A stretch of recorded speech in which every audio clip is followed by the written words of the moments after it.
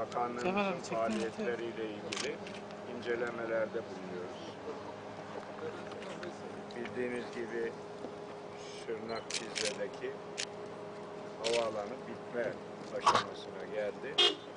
Bugün ilk defa bir deneme uçuşu yaptık ve başarıyla da uçak indi. Orada yapılacak işleri de yerinde görme fırsatı buldum.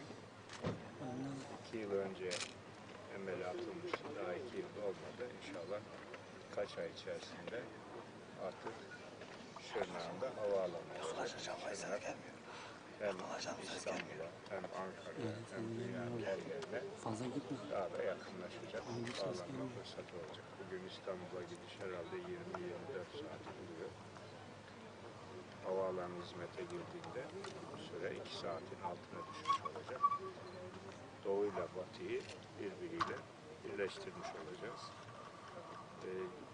Şırnak'ın en önemli projelerinden bir tanesi de şu anda üzerinde bulunduğumuz Şırnak Cizre bölünmüş yoludur.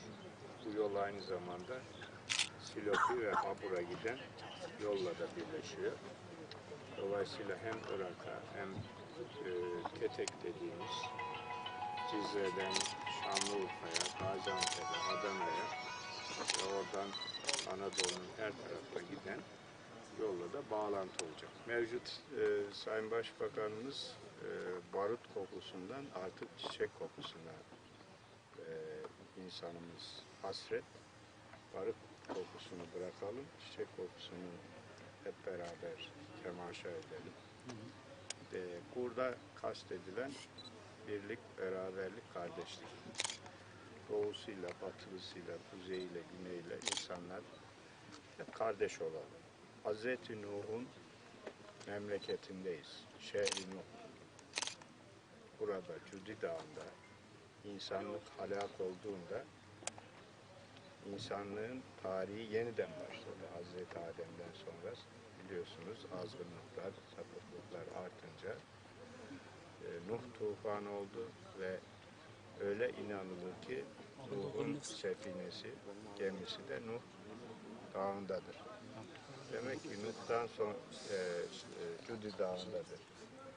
O halde demek ki Hazreti Nuh Aleyhisselam'dan sonra insanlık yeniden başladı. O zaman Kürdü, Türk'ü var mıydı?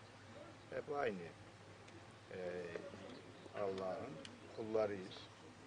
Ne olduğumuza, nasıl doğduğumuza biz karar vermiyoruz. Önemli olan kim olduğumuz, Türk müyüz, Kürt müyüz, Laz mıyız, Çerkez miyiz, Roman mıyız, Boşnak mıyız? Bunlar önemli değil arkadaşlar.